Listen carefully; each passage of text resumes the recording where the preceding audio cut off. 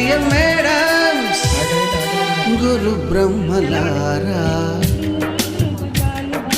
ఎక్కడో పుట్టి ఎక్కడో పెరిగి ఇక్కడే కలిశాము. చదువురమ్మ చెట్టు నీడలో వీడలేమంటూ వీడుకోలంటూ వెళ్ళిపోతున్నాము.